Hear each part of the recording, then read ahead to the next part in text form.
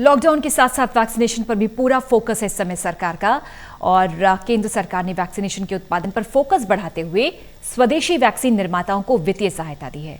इससे सितंबर 2021 तक हर महीने 10 करोड़ टीके का उत्पादन होगा।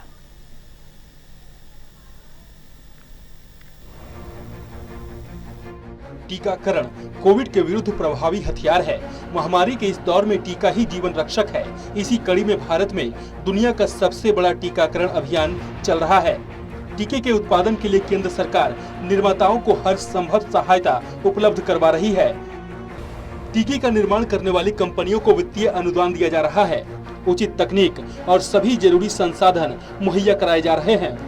भारत सरकार के जैव प्रौद्योगिकी विभाग की ओर से दी जा रही सहायता आत्मनिर्भर भारत 3.0 के तहत कोविड के स्वदेशी टीकों के विकास और उत्पादन में तेजी लाने के लिए मिशन कोविड सुरक्षा की घोषणा की गई थी।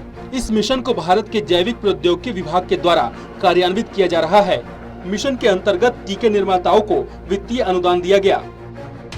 गुजरात जैव प्रौद्योगिकी अनुसंधान केंद्र, हेस्टर बायोसाइंसेज और ओमनी BRX के साथ मिलकर पर्याप्त संख्या में टीके के निर्माण की योजना को कार्यान्वित कर रहे हैं। सभी निर्माताओं के साथ टेक्नोलॉजी हस्तांतरण समझौते को भी अंतिम रूप दे दिया गया है।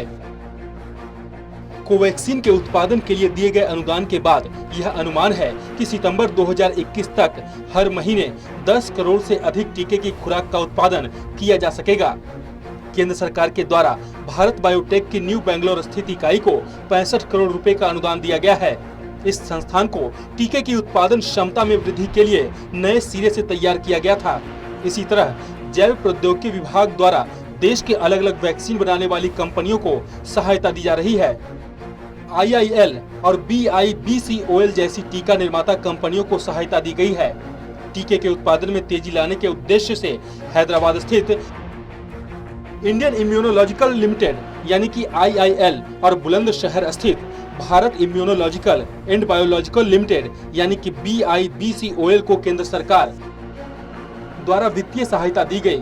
इसमें IIL को 60 करोड़ रुपए का अनुदान दिया गया और BIBCOL को 30 करोड़ रुपए का अनुदान दिया जा रहा है।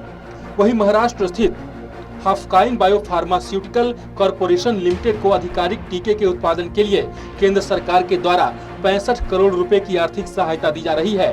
अनुमान है कि इस यूनिट से हर महीने 20 मिलियन खुराकों का उत्पादन किया जा सकेगा। टोटल न्यूज के लिए प्रदीप कुमार की रिपोर्ट।